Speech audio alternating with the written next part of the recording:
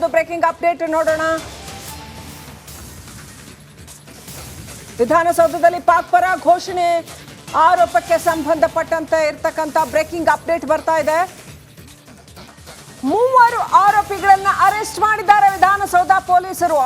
ಅಂತೂ ಇಂತೂ ಬಹಳ ದೊಡ್ಡ ಕೆಲಸ ಮಾಡಿದ್ದಾರೆ. ಇಲ್ತಾಜ್, ಮುನಾವರ್, ಮೊಹಮ್ಮದ್ ನಾಶಿಪುಡಿ ಈ 3ರನ್ನ ಬಂಧಿಸಿದ್ದಾರೆ. ಆರ್ಟಿ ನಗರದ ಮುನಾವರ್, ಇಲ್ತಾಜ್, ಬ್ಯಾಡಗಿಯ ಮೊಹಮ್ಮದ್ ಶಫಿ ನಾಶಿಪುಡಿ ಈ 3ರನ್ನ ಅರೆಸ್ಟ್ ಮಾಡಿದ್ದಾರೆ. ಅಲ್ಟಿಮೇಟ್ಲಿ ದೃಶ್ಯಗಳಲ್ಲಿ ನೋಡ್ತಾ ಇದ್ರೆ ಎಕ್ಸ್ಕ್ಲೂಸಿವ್ ದೃಶ್ಯಗಳು. ರಿಪಬ್ಲಿಕ್ ಕನ್ನಡದ ಬ್ಯಾಡಗಿಯ ಮೊಹಮ್ಮದ್ ಶಫಿ ನಾಶಿಪುಡಿ ಅರೆಸ್ಟ್ ಆಗಿರುವಂತದ್ದು, ಆರ್ಟಿ ನಗರದ ಮುನಾವರ್ ಅರೆಸ್ಟ್ ಆಗಿರುವಂತದ್ದು. ಆ ದೃಶ್ಯದಲ್ಲಿ 3ರನ್ನು ಕೂಡ ಕರ್ಕೊಂಡು ಹೋಗ್ತಾ ಇರೋದನ್ನ ನೋಡ್ತಾ ಇದ್ರ.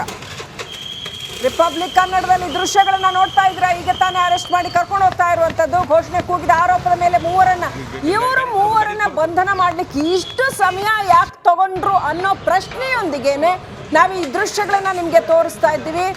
ಪಾಕ್ ಪರ ಘೋಷಣೆ ಕೂಗಿದ ಪ್ರಕರಣಕ್ಕೆ ಸಂಬಂಧಪಟ್ಟಂತೆ ಇದೀಗ 3ರನ್ನ ಕರ್ಕೊಂಡು ಹೋಗ್ತಾ ಇದ್ದಾರೆ, ವಶಕ್ಕೆ ಪಡೆದಿದ್ದಾರೆ. ಗೊತ್ತಿಲ್ಲ ಏನು ಒತ್ತಡಕ್ಕೆ ಬಿದ್ದು ಈಗ ಬಂಧನ ಮಾಡಿದ್ರ ಅಥವಾ ಸೂಕ್ತ ಸಾಕ್ಷ್ಯಾಧಾರಗಳನ್ನ ಸಂಗ್ರಹಿಸಿ ಆನಂತರ ಈಗ ಬಂಧನ ಮಾಡ್ತಾ ಇದ್ದಾರಾ, ಅಥವಾ ಎಫಿಷಿಯನ್ಸಿನೇ ಇಷ್ಟ, ಅಥವಾ ಇಲ್ಲ ಇದರ ಪ್ರೊಸೀಜರೇ ಹೀಗೆಲ್ಲ ಸಾಕಷ್ಟು ಪ್ರಶ್ನೆಗಳನ್ನ ಕರ್ನಾಟಕದ ಜನಸಾಮಾನ್ಯ ಕೇಳ್ತಾ ಇದ್ದಾನೆ. ಯಾಕಂತಂದ್ರೆ ಅದು ಕರ್ನಾಟಕದ ಶಕ್ತಿ ಕೇಂದ್ರದಲ್ಲಿ ನಡೆದಿರ್ತಕ್ಕಂಥ ಘಟನೆ. ಎಸ್ ವೀಕ್ಷಕರೇ, ನೋಡ್ತಾ ಇದ್ರೆ ಆರ್ಟಿ ನಗರ ಪೊಲೀಸ್ ಸ್ಟೇಷನಲ್ಲಿ 3ರನ್ನ ಬಂಧಿಸಲಾಗಿದೆ.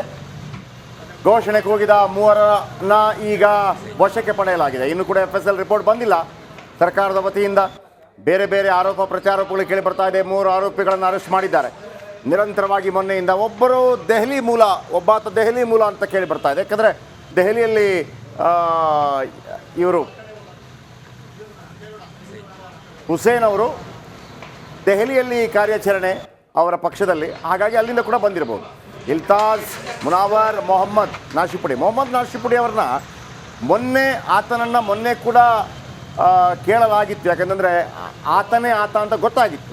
ಆದರೆ ನಾನಂತ ಯಾವುದೇ ಘೋಷಣೆ ಕೂಗಿಲ್ಲ ಅಂತ ಆತ ಹೇಳಿದ್ದ. ಅದಾದ ನಂತರ ಒಂದು ಮುಖ್ಯ ಮಾಹಿತಿ, ಅಶೋಕ್ ಒಂದು ಮಾತನ್ನು ಹೇಳ್ತಾ ಇದ್ರು.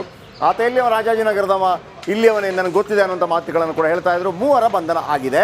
ಒಂದು ಆರೋಪ ಏನು ಬಂದಿತ್ತು, ಪಾಕ್ ಪರ ಘೋಷಣೆಯನ್ನು ಕೂಗಿದ್ದಾರೆ ಅಂತೇಳಿ. ಮೊನ್ನೆಯಿಂದ ಭಾಳ ದೊಡ್ಡ ಮಟ್ಟದಲ್ಲಿ ಅದು ಚರ್ಚೆ ಆಗ್ತಾ ಇದೆ. ದೇಶಾದ್ಯಂತ, ರಾಜ್ಯಾದ್ಯಂತ ಎಲ್ಲ ಕಡೆ ಕೂಡ ಈತನೇ ನಾಶಿಪುಡಿ. ಈ ಹಿಂದೆ ಕೂಡ ಮಾತಾಡಿದ್ದ ಈತ ಒಂದು ಫೋಟೋ ಮತ್ತು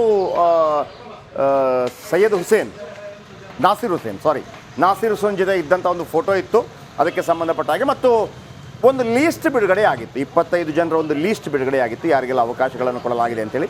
ಅದರಲ್ಲಿ ಈತನ ಹೆಸರು ಕೂಡ ಇತ್ತು. ಸೊ ಆ 25 ಜನರ ಪೈಕಿ 3 ಅಂತ ಹೇಳಿ ಈಗ 3ರನ್ನ ವಶಕ್ಕೆ ಪಡೆಯಲಾಗಿದೆ. ದೆಹಲಿ ಮೂಲದ ಇಲ್ತಾಜ್, ಆರ್ಟಿ ನಗರದ ಮುನಾವರ್ ಹಾಗೂ ಬ್ಯಾಡಗಿ ಮೂಲದ ಶಫಿ ನಾಶಿಪುಡಿ. ಸೊ ಹಾಗಿದ್ರೆ ಇಲ್ಲಿ ತನಕ FSL ರಿಪೋರ್ಟ್ ಒಂದು ಬಂದಿದೆಯಲ್ಲ ಅಂತ ಹೇಳಿದಾಗ ಇವತ್ತು ಫುಲ್ ಗರಂ ಆದರು. ಅವ್ರಿಗೆ ಯಾರೇ ಅವಕಾಶ ಕೊಟ್ಟರು ಇಂಥ ಪ್ರಶ್ನೆಗಳನ್ನೆಲ್ಲ ಕೇಳಿದರು. ಮತ್ತೊಂದು ಕಡೆ ಹಾಗಿದ್ರೆ ಇವರು ಮೊದಲೇ ಹೇಳಿದ್ರು ಏನು ಅಂತಂದ್ರೆ FSL ರಿಪೋರ್ಟ್ ಬಂದ ಮೇಲೆ ನಾವು ವಿಚಾರಣೆ ಶುರು ಮಾಡೋದು. ಮಾತೆತ್ತಿದ್ರೆ ಮೈಕ್ ಹಿಡಿದವರಿಗೆಲ್ಲ ಇವ್ರು ಹೇಳಿದ್ದು ನಾವು FSL ರಿಪೋರ್ಟ್ ಬಂದ ಮೇಲೆ ಶುರು ಮಾಡೋದು ಅಂತ. ಹಾಗಿದ್ರೆ ಈಗ FSL ರಿಪೋರ್ಟ್ ಬಂದಿದ್ರೆ ಅದನ್ನ ಯಾಕೆ ಜನಗಳ ಮುಂದೆ ಇಡ್ತಾ ಇಲ್ಲ ಇವರು? ಆ FSL ರಿಪೋರ್ಟ್ ಇಟ್ಕೊಂಡು ಏನು ಪೂಜೆ ಮಾಡ್ತಾ ಇದ್ದಾರಾ? ಯಾಕೆ ಕೊಡ್ತಾ ಇಲ್ಲ ಅದನ್ನ ಹೊರಗಡೆ ಜನಗಳಿಗೆ? ಯಾಕೆ ಬಿಡ್ತಾ ಇಲ್ಲ? ಅಥವಾ ಬಂದಿಲ್ಲ ಅಂತ ಏನಾದರೂ ಸುಳ್ಳು ಹೇಳ್ತಾ ಇದ್ದಾರಾ? ಸಹಜವಾಗಿ ಸಾಕಷ್ಟು ಪ್ರಶ್ನೆಗಳು ಹೇಳುತ್ತೆ. ಇವರನ್ನ ಈಗ ಒಂದು ವಾರ ಬಿಟ್ಟು ಬಂಧನ ಮಾಡಕ್ಕೆ ಇವರೆಲ್ಲ ಏನು ತಪ್ಪಿಸ್ಕೊಂಡು ವಿದೇಶಕ್ಕೆ ಹೋಗಿದ್ರ? ಇಲ್ಲೇ ಇದ್ರು ತಾನೆ. ಇವ್ರನ್ನ ಬಂಧನ ಮಾಡಕ್ಕೆ ಇಷ್ಟು ಸಮಯ ಯಾಕೆ ತಗೊಳ್ತು ಅನ್ನೋಂಥ ಪ್ರಶ್ನೆನೂ ಬರುತ್ತೆ. ಜೊತೆಗೆ ಹಾಗಾದ್ರೆ ಇಷ್ಟು ಸಮಯ ವಿಚಾರಣೆ ನಡೆಸಿದ ಯಾವ ತರ ವಿಚಾರಣೆ? FSL ರಿಪೋರ್ಟ್ ಇಲ್ಲದೆ ನಡೆಸಿದ್ರೆ ಹಾಗಾದ್ರೆ ವಿಚಾರಣೆ?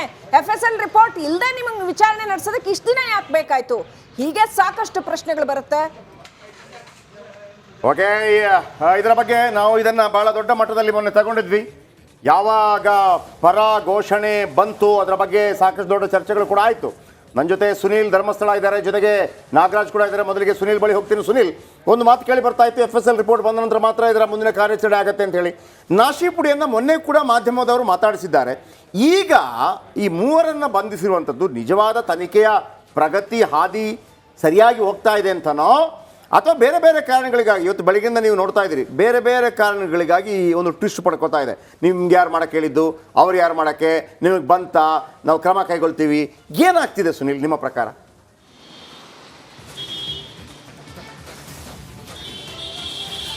ಜಯಪ್ರಕಾಶ್, ಒಂದು ನನಗೆ ಅನಿಸುವಂಥದ್ದು, ಯಾಕೆಂತ ಹೇಳಿದ್ರೆ ಇವತ್ತು ಬೆಳಗ್ಗೆ ಈ ಖಾಸಗಿ FSL ಲ್ಯಾಬ್ನ ವರದಿ ಬರದೇ ಹೋಗಿದ್ದಲ್ಲಿ ಬಹುಶಃ ಇಷ್ಟು ಬೇಗ ಈ ಒಂದು ಕೇಸು ಮುಂದಕ್ಕೆ ಹೋಗ್ತಿರ್ಲಿಲ್ವ ನಾವು. ಈಗಾಗಲೇ ಪೊಲೀಸರು ಪ್ರಕರಣಕ್ಕೆ ಸಂಬಂಧಪಟ್ಟ ತನಿಖೆಯನ್ನು ನಡೆಸ್ತಾ ಇದ್ರು.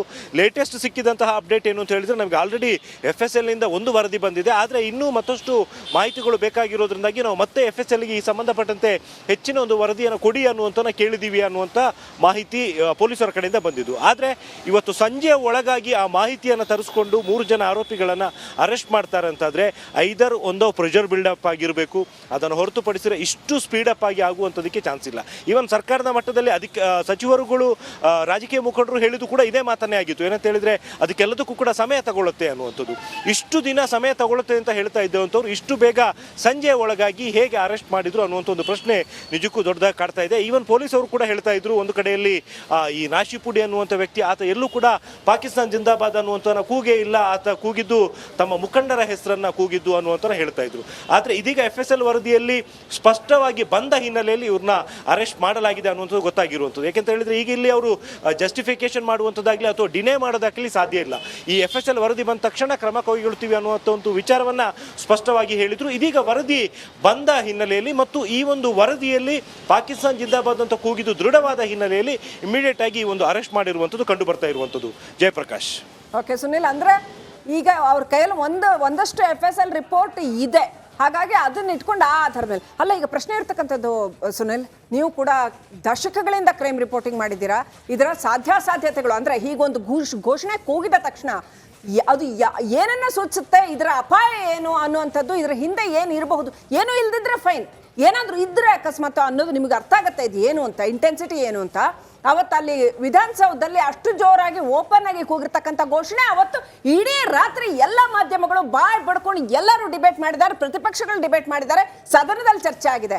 ಅದಾಗಿ ಇಷ್ಟು ದಿನ ಇವರು ಅದೇ ಅಭದ್ರತೆಯಲ್ಲಿ ಬಿಟ್ಟಿದಾರಲ್ಲ, ಹೀಗೆ ಅವ್ರನ್ನ ಅರೆಸ್ಟ್ ಮಾಡದೆ ಆತದ ಒಂದು ಅಭದ್ರತಾ ಮನಸ್ಥಿತಿ ಎಲ್ರಿಗೂ ನಿರ್ಮಾಣ ಆಗೋದಕ್ಕೆ ಬಿಟ್ಟಿದ್ದಾರಲ್ಲ, ಇದು ಡೆಲಿಬರೇಟ್ ಅನ್ಸೋದಿಲ್ವಾ? ಉದ್ದೇಶಪೂರ್ವಕವಾಗಿ ಹೀಗೆ ಮಾಡ್ತಾ ಇದ್ದಾರಾ ಅನ್ನೋ ಪ್ರಶ್ನೆ ಬರುತ್ತೆ ಜನಗಳಲ್ಲಿ.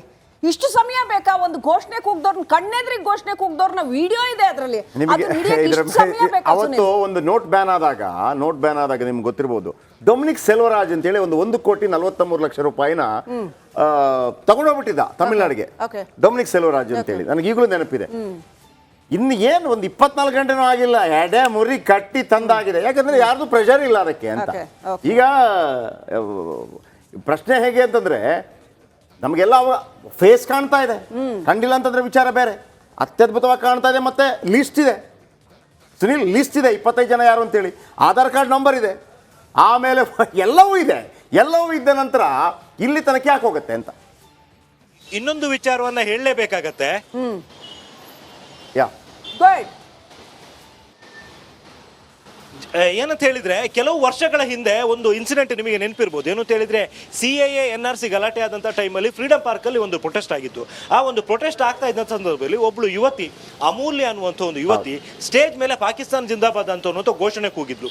ಇಮಿಡಿಯೇಟ್ ಆಗಿ ಪೊಲೀಸರು ಅರೆಸ್ಟ್ ಮಾಡ್ಕೊಂಡು ಹೋಗಿದ್ರು, ಕೇಸ್ ರಿಜಿಸ್ಟರ್ ಮಾಡಿದ್ರು, ಆಕೆಯನ್ನ ಜೈಲಿಗೆ ಅಟ್ಟಿದ್ರು. ಆದರೆ ಈ ಕೇಸ್ನಲ್ಲಿ ಮಾತ್ರ ಆ ರೀತಿ ಮಾಡಿಲ್ಲ. ಸೊ ಇದು ಏನಕ್ಕೆ ಅನ್ನುವಂಥ ಒಂದು ಪ್ರಶ್ನೆ ಬರುವಂಥದ್ದು. ಈಗ ಅಲ್ಲೂ ಕೂಡ ಪಾಕಿಸ್ತಾನ ಜಿಂದಾಬಾದ್ ಅನ್ನುವಂಥದ್ದನ್ನೇ ಕೂಗಿದ್ದು, ಇಲ್ಲೂ ಕೂಡ ಅದೇ ಆಗಿರುವಂಥದ್ದು. ಆದರೆ ಅಲ್ಲಿ ಅವತ್ತು ಇಮಿಡಿಯೇಟ್ ಆಗಿ ಆಕ್ಷನ್ ತಗೊಂಡಿದ್ದಂಥ ಪೊಲೀಸರು ಇವತ್ತು FSL ರಿಪೋರ್ಟ್ಗೋಸ್ಕರ ವೇಟ್ ಮಾಡುವಂತ ಅಗತ್ಯ ಇತ್ತ ಅನ್ನುವಂಥ ಒಂದು ಪ್ರಶ್ನೆ ಬರುತ್ತೆ. ಯಾಕೆಂತ ಎಲ್ಲರೂ ಕೂಡ ಕೇಳಿಸ್ಕೊಂಡಿದ್ರು, ಪೊಲೀಸರು ಕೂಡ ಸ್ಥಳದಲ್ಲಿದ್ರು.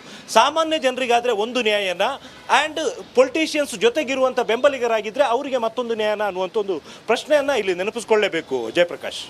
ಓಕೆ ಸುನಿಲ್, ಹಾಗೆ ದಯವಿಟ್ಟು ಹಾಗೆ ಸಂಪರ್ಕದಲ್ಲಿರಿ. ನಮ್ಮ ಇನ್ನೋರ್ವ ಪ್ರತಿನಿಧಿ ನಾಗರಾಜ್ ನಮ್ಮ ಜೊತೆ ನೇರ ಸಂಪರ್ಕದಲ್ಲಿದ್ದಾರೆ. ನಾಗರಾಜ್, ಈಗ ಆನ್ ವಾಟ್ ಟೆಕ್ನಿಕಲ್ ಗ್ರೌಂಡ್ಸ್ ಆಯ್ತು, ಇವ್ರ ದಾರಿನಲ್ಲೇ ಹೋಗೋಣ ನಾವು. ಆನ್ ವಾಟ್ ಟೆಕ್ನಿಕಲ್ ಗ್ರೌಂಡ್ಸ್ ಈಗ 3 ಜನನ ಅರೆಸ್ಟ್ ಮಾಡಿ ಕರ್ಕೊಂಡ್ ಬರ್ತಾರೆ ಇವರು? ಇಷ್ಟು ದಿವಸ ಅವ್ರು ರಾಶಿಪುಡಿ ಮೀಡಿಯಾಕ್ಕೆಲ್ಲ ಹೇಳಿಕೆ ಕೊಟ್ಕೊಂಡು ಎದುರುಗಡೆನೆ ಇದ್ರಲ್ವಾ, ಈಗ ಅವ್ರನ್ನ ಅರೆಸ್ಟ್ ಮಾಡ್ತಾರೆ ಅಂತಾದ್ರೆ ಹಾಗಾದ್ರೆ ಅಂದ್ರೆ ಇಷ್ಟು ದಿವಸ ಪರವಾಗಿಲ್ಲ, ಯಾವುದೇ ಅಭದ್ರತೆ, ನಾಳೆ ಇಫ್ ಪ್ರೂವನ್ ಗಿಲ್ಟಿ, ನಾಳೆ ಗೊತ್ತಿಲ್ಲ, ವಿ ಡೋಂಟ್ ನೋ, ಯಾವುದು ಗೊತ್ತಿಲ್ಲ ನಮಗೆ, ಈಗೇನು ಹೇಳೋಕ್ಕಾಗಲ್ಲ. ಆದರೆ ಏನಾದರೂ ಹೆಚ್ಚು ಕಡಿಮೆ ಆಗಿದ್ರೆ ಇದು ರಾಜ್ಯದ ಶಕ್ತಿ ಕೇಂದ್ರದಲ್ಲೇ ಒಂದು ಇಂಥದ್ದು ಘಟನೆ ನಡೀತು ಅನ್ನೋಂಥ ಅಪಾಯದ ಮುನ್ಸೂಚನೆ ಅಲ್ವಾ? ಈಗ ಇಷ್ಟು ಲೇಟಾಗಿ ಯಾವೆಲ್ಲ ಟೆಕ್ನಿಕಲ್ ಗ್ರೌಂಡ್ಸ್ ಮೇಲೆ ಇವ್ರನ್ನ ಅರೆಸ್ಟ್ ಮಾಡಿದ್ದಾರೆ, ಏನೆಲ್ಲ ಸೆಕ್ಷನ್ಸ್ ಹಾಕಿದ್ದಾರೆ, ಈ ಯಾವ ದಿಕ್ಕಿನಲ್ಲಿ ಈ ತನಿಖೆ ನಡೀತಾ ಇದೆ, ಏನೆಲ್ಲ ಮಾಹಿತಿ ಇದೆ ನಿಮ್ಮ ಹತ್ರ? ಶ್ರೀಲಕ್ಷ್ಮಿ, ಈಗಲೂ ಅಷ್ಟೇ ಇದು ಬಂಧನ ಆಗಿರ್ತಕ್ಕಂಥದ್ದು ಕೇವಲ ಪೊಲಿಟಿಕಲ್ ಪ್ರೆಷರ್ಗೆ. ಈ ಒಂದು ಬೇರೆ ಆ್ಯಂಗಲ್ಗೆ ಏನು ನೆನ್ನೆ ಒಂದು ಖಾಸಗಿ ಲ್ಯಾಬ್ನಲ್ಲಿ FSL ಲ್ಯಾಬ್ನಲ್ಲಿ ಬಂದಂಥ ವರದಿ ಈಗ ಸಾಕಷ್ಟು ಚರ್ಚೆಗೆ ಗ್ರಾಸ ಆಗ್ತಾ ಇದೆ. ಈ ಹಿನ್ನೆಲೆಯಲ್ಲಿ ಈಗಲೂ ಅಷ್ಟೇ ಒಂದು ರಾಜಕೀಯವಾಗಿ ಅವ್ರಿಗೆ ಆಗ್ತಾ ಇರ್ತಕ್ಕಂಥ ಡ್ಯಾಮೇಜನ್ನು ಕಂಟ್ರೋಲ್ ಮಾಡಲಿಕ್ಕೆ ಬಂಧನ ಮಾಡಿರ್ತಕ್ಕಂಥದ್ದು. ಯಾಕಂತಂದರೆ ಏನು ವಿಧಾನಸೌಧ ಠಾಣೆಯಲ್ಲಿ ಪ್ರಕರಣವನ್ನು ದಾಖಲಿಸಿದರೆ, ಈ ಒಂದು ಪ್ರಕರಣವನ್ನು ದಾಖಲಿಸಬೇಕಾದ್ರೆ ಅದರಲ್ಲಿ ಕನಿಷ್ಠ ಪಕ್ಷ 120B ಅಂದರೆ ಕೂಗಿರ್ತಕ್ಕಂಥ ವ್ಯಕ್ತಿ ಹಿಂದ್ಗಡೆ ಯಾವುದಾದ್ರೂ ಕ್ರಿಮಿನಲ್ ಕಾನ್ಸ್ಪರ್ಸಿ ಇದೆಯಾ ಅನ್ನೋದನ್ನು ಕೂಡ ಆ ಒಂದು FIRನಲ್ಲಿ ಮೆನ್ಷನ್ ಮಾಡಿಲ್ಲ. ಕೇವಲ 123B ಮತ್ತು 505B ಈ ಎರಡು ಸೆಕ್ಷನ್ಗಳಲ್ಲಿ ಕೇವಲ 3 ವರ್ಷ ಅಂದರೆ ನಾನ್ ಕಾಗ್ನಿಸಬಲ್ ಅಫೆನ್ಸ್ ಅಂಡರಲ್ಲಿ ಬರುತ್ತೆ. ಕೇವಲ ಇದಕ್ಕೆ ಸ್ಟೇಷನಲ್ಲೇ ಬೇಲ್ ಕೊಡ್ಬೋದು, ಅಷ್ಟು ಕಡಿಮೆ ಶಿಕ್ಷೆ ಪ್ರಮಾಣ ಇರತಕ್ಕಂಥ ಸೆಕ್ಷನ್ಗಳನ್ನು ಹಾಕಿರ್ತಕ್ಕಂಥದ್ದು.